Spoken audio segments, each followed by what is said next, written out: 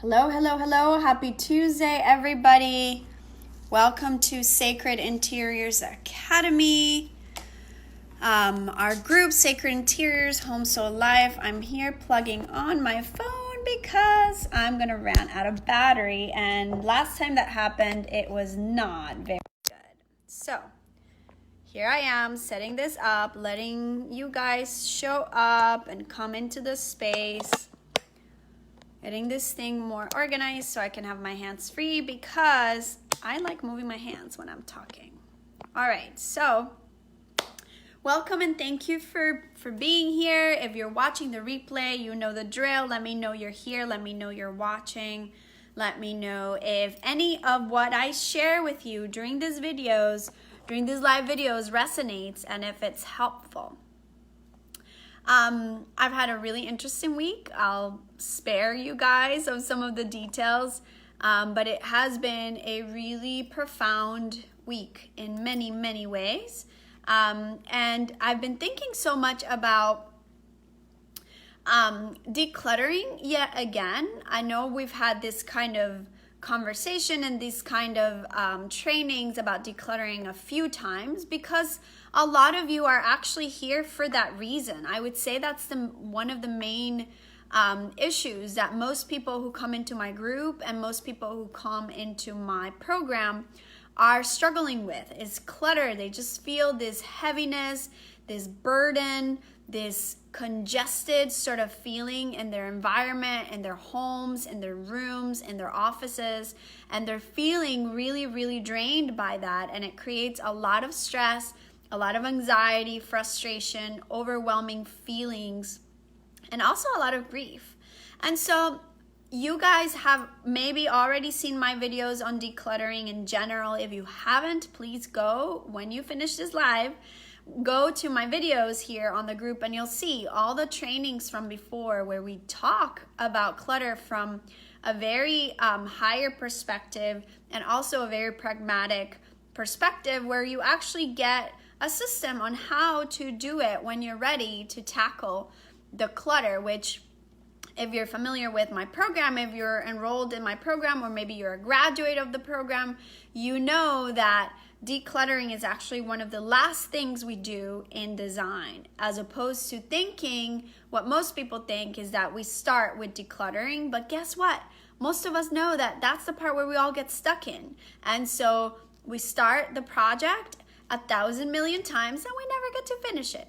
It's not just you, it's a lot of people, hundreds and pretty much thousands by now that have been a part of my masterclass or a part of the group in general are struggling with that. And so I really wanted to take the time today to talk about clutter, specifically about paper clutter. And I know that that's also a really big issue for a lot of people. And I just wanted to share some insights and some tips about how you can tackle your paper clutter when you're ready or when you just can't take it anymore, which is usually how it goes. So again, if you're watching the replay, please let me know that you are. Say hello. Feel free to ask me any questions. Feel free to send me any pictures. This group is for you guys to engage with me, to get assistance, to get service, to get help for all that you're trying to create with your sacred home. So I wanted to just tackle the topic of decluttering your paperwork. So the first thing that comes to my mind when I think of that and when I really take in all the case studies of all the people I've worked with is that overwhelm is the first word that comes up with paper clutter. It just is so overwhelming. We don't even know where to start. And so it's the kind of thing that either people are ready to face the overwhelming feelings or it simply gets left undone.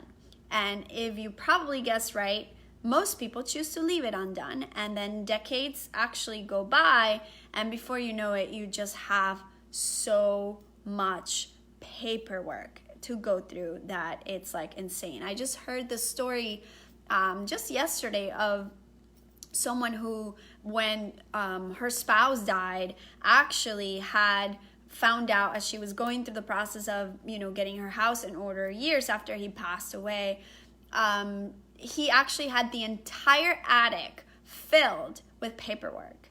And they actually had to hire a shredding service to get rid of all of it because it was an entire attic completely covered and full with it. So I hear these kinds of stories all of the time. And the attic is actually not as bad because you don't have to see it. But if it's in your room, if it's in your kitchen, if it's in your dining room, in your home office, it's not very comfortable. It's very uncomfortable. It looks horrible most of the times. And also it takes away the possibility of using your space wisely. It takes away the possibility of using your brain more wisely to be more productive, so that instead of looking for that little bit of information you need written on a post-it that is drowning in a pile of all the papers, you can have quicker access to it and then save yourself the hassle, the stress, the overwhelm, etc. So I'm going to guide you through some very simple steps as to how you start with the process. So the first thing I want to remind you, like I said at the beginning, is either it's going to make you feel very overwhelmed or you're not going to want to do it. The secret is to stick with the feeling of being overwhelmed. How you do that is through your breath, through your connection to your presence, and through your commitment as to why you want to do it in the first place. And so keep up and you will get there. I promise that if you keep up and you follow the recipe, you will get there. So I'm looking at my screen here that my kids are calling me, but I'm gonna call you guys later. So the first step we're going to do is, some of you might know that there are times where I have shared Marie Kondo's technique as far as decluttering. The art of the magic of tidying up is her book, and I highly recommend it if you're ready for that kind of a process. I do use her process in some of my in my program, and I do use her process with some of my clients. However, I do have my own editing that I've done with her system, and my whole group of systems that I've used does include some of the way that she works, which I really admire, and I've done myself when I've gone to my clients' homes to do decluttering. It's excellent, it's very efficient. However, it's not for everyone in the exact same way she describes it, because oftentimes, we have all the information available, but we can't really apply it ourselves. So it's important to just kind of know yourself a little bit, know your patterns, know your habits, know how you feel towards clutter, and then reach out for support if you need it. It's important to know that you don't have to do it alone, because I know how overwhelming clutter can be. So the way I start doing it, and this is specifically talking about paperwork, is we're going to start room by room. So let's say that this is your kitchen area where you want to get rid of paper. So as a side note, obviously if you have a home office, that's a different story, because then you really need a whole lot of other papers and more filing systems and all of that. But we're talking about a home that you just simply live in, not necessarily a room where you work out of in your home. So the first step is we're gonna gather it all. And that just means you open every drawer, every box, every filing system you might have, everything that you have paper in your kitchen or in whatever room you're choosing. You're gonna get it all out and create a pile on a table or a counter or the floor, wherever it is that you want to tackle the paperwork in. So taking it all out is really important, because that alone helps you see how much you have. So that's one. And then we're going to start through the sorting process. The sorting process is the hardest. Gathering it, it's usually fairly easy. Sorting through it is the difficulty, and that's where we get like, oh my God, what is all this? I'll tell you one thing that I do love about Marie Kondo, specifically about paperwork, and she says the best way I deal with it is I just get rid of all of it. And as drastic as that might sound, I 100% agree. However, that might not always be the case for everyone, and that's totally okay. So usually when we're storing paper, this is really funny, a little bit funny. When we're storing paper and we're keeping it, it's usually because we're afraid of missing some information that might be important.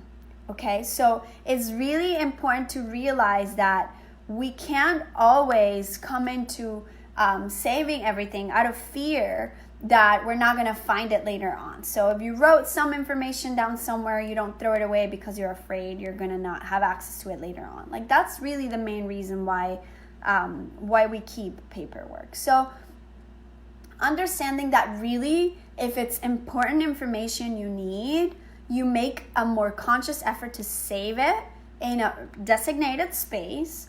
Maybe you save it digitally. Maybe you have a specific filing systems, which I will share some like key categories in a moment.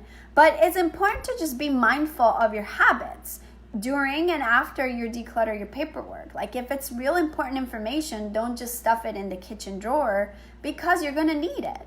Okay, so that's important to know as you keep moving forward so that you can sustain the clean, paper-free area within your home. So sorting through it is the hardest, but is the most important. You're going to sort through it in terms of what needs to be kept, what needs to be tossed, and what needs to be shredded.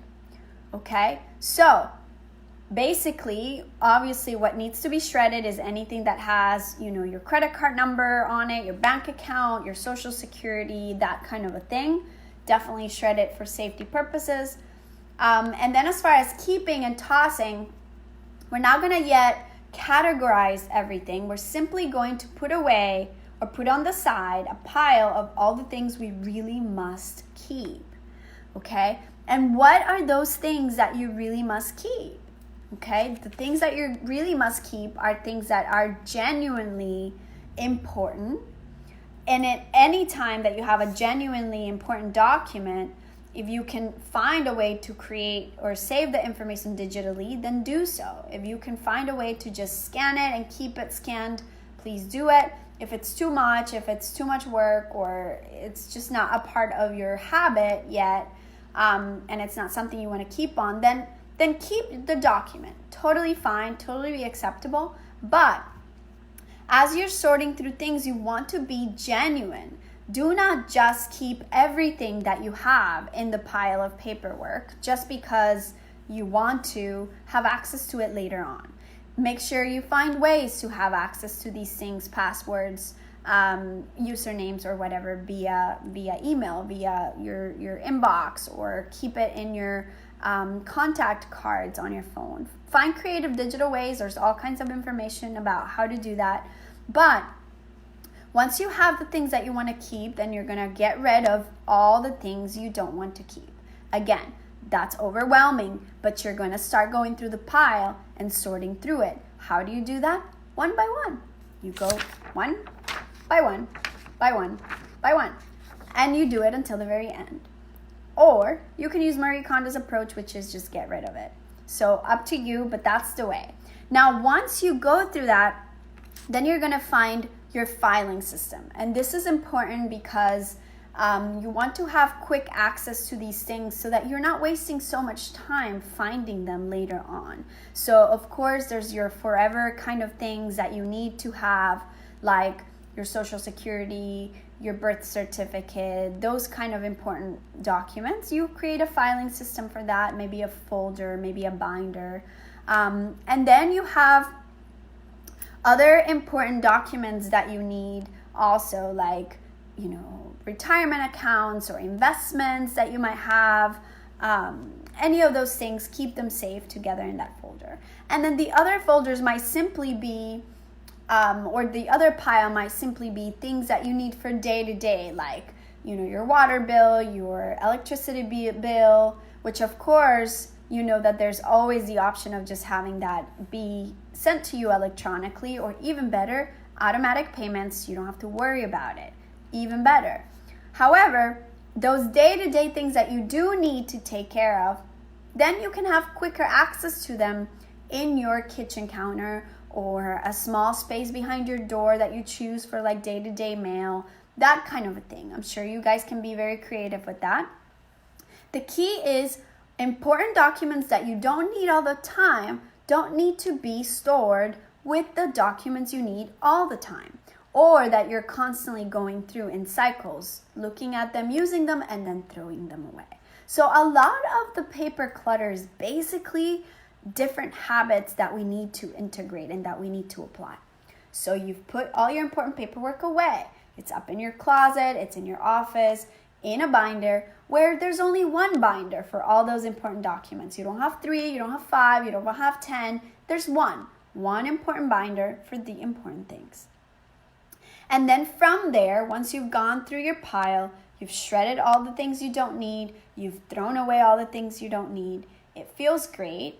Yet the key, again, is your habits. So the first habit to have in order to sustain that paper-free kitchen, counter, room, whatever, is to sort through your mail every day.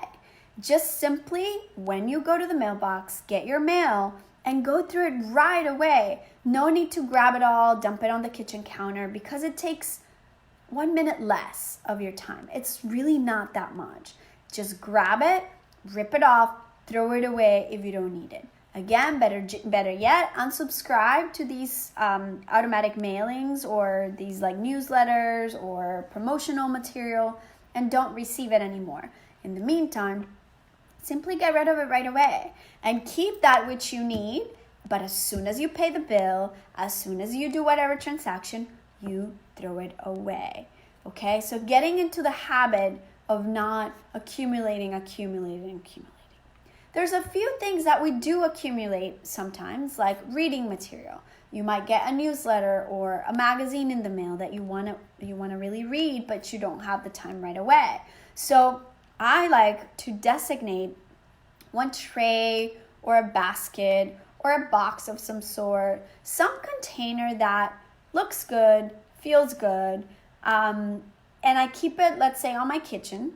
And then this is where I allow my for later kind of material to circulate throughout the days. Meaning, when I get those reading materials in the mail, I might put it there, and I know that as I have 5 minutes here or there, I'm going to pick it up and read it and put it back into that same basket. Why? Because that's the basket of things I'm kind of moving through, and I'm not sure exactly when I'll get to it, but I know I want to get to it. As soon as I do get to it, then I put it away. Either I file it away if it's like something nice that I want to keep. I have like a library where I have my binder. Sorry, got a call again.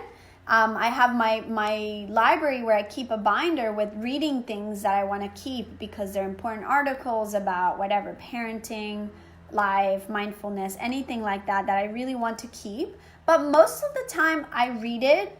If I'm really present with what I'm reading, I trust that I'm going to embody it, and then I get rid of it. Then I either give back to someone if they gave it to me, or then I get rid of it.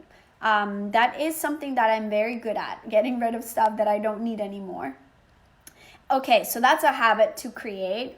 Create this kind of like for later tray, keep it there, go through it, but also be genuine and be honest. If you know you've had this article there for weeks and weeks and weeks and you really haven't made the effort to pick it up, then please do either give it away or get rid of it. There's no need to keep it for later and later and later, week after week after week. Really be mindful and intentional with those goals you set yourself to have. If it's something really calling for you to read, you really want to have the information, then please make the time.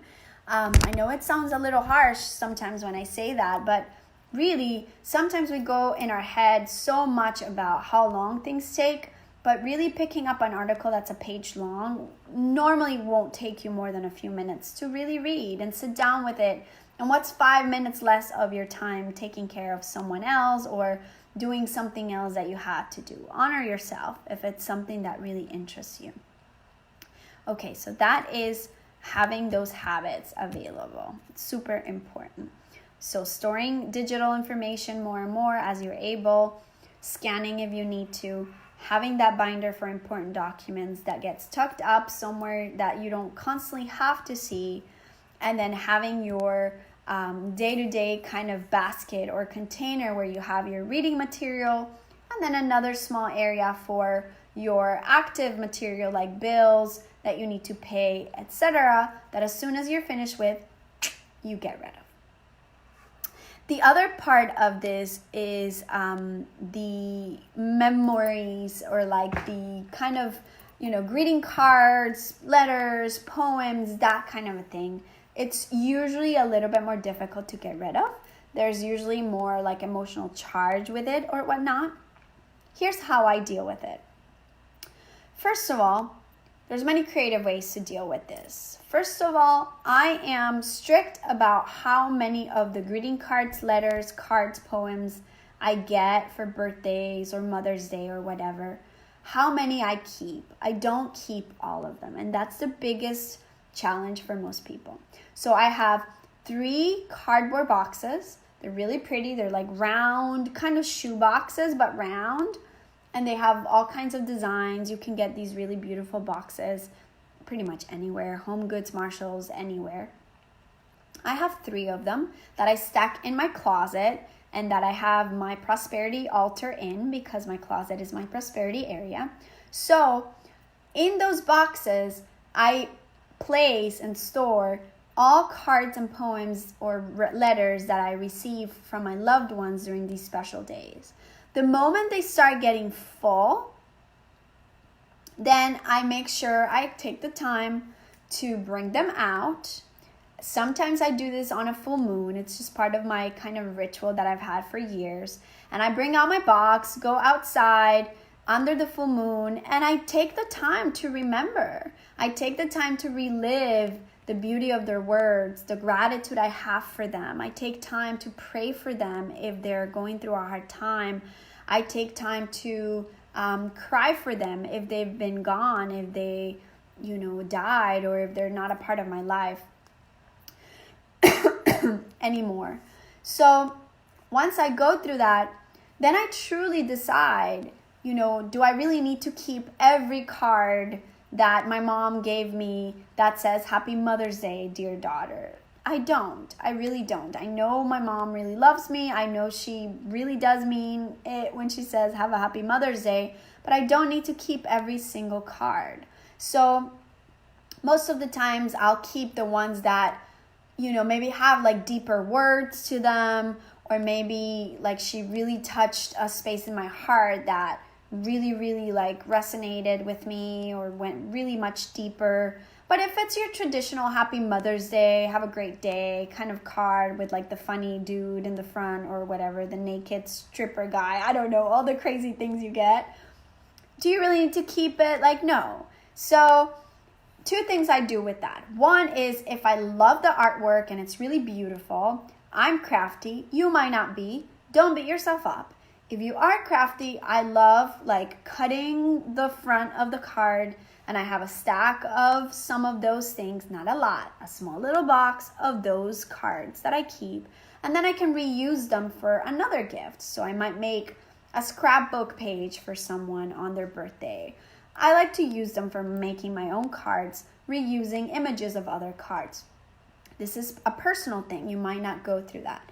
I keep it very small. I don't have a giant box of them. I just have a small box. And if I see that it's full, then I don't need it.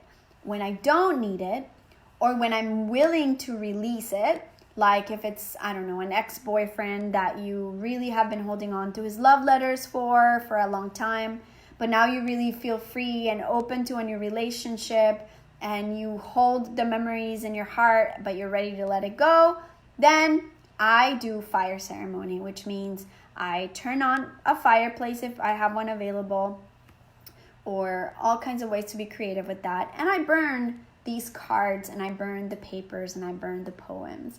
And to me, that's kind of a ritual of honoring the relationship, honoring the words, honoring the wishes, but letting them go so that more of them maybe come my way. More of them are shared with the world, but I don't need to physically be attached and hold on to the paper that says this is your wish.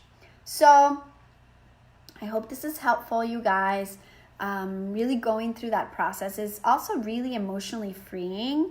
It's also really emotionally satisfying. A lot of times I get to feel really proud of myself for being able to move beyond holding on to something so tight and really surrendering it and trusting that more and more of these wishes will come. There's a level of abundance that can come in place when we trust that these won't be the last loving words we'll receive from someone, or these won't be the last loving words we receive from friends and family. Like, there will be more moments to receive more. So let me say thank you.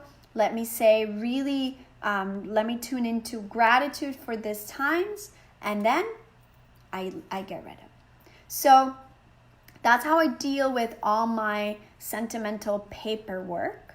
I hope that you guys take this into consideration when you're purging through your papers. Let me know how it goes. Let me know if you need any help, if you need any assistance. And other than that, I hope that your drawers look super clean. This is also a really good project to do for the weekend. So even if you're not ready to do your whole design, even if you're not ready to do all that you know you want to do, just doing the paper part is powerful, because paper is one of those things that most of us have too much of. So be mindful and not also, again, be mindful in the way that you sustain once you clean up and declutter. Be mindful in the way that you invest in paper. Be mindful in the way that you also gift other people of cards or written word. Like, maybe using digital media is nice, so just send an e-card instead of buying yet another Hallmark card. Not that I have anything against Hallmark. Sometimes you do want to do that, but it doesn't have to be a habit. And then even more cool is to be able to repurpose them, because why not? Who needs more paper in the world? We don't. We need to actually be more conscious of not wasting so much of it. So that's just kind of my own personal touch there, but I hope you guys enjoy this. I will see you next week. And those of you coming to California this weekend, hopefully the fires will let us have our retreat.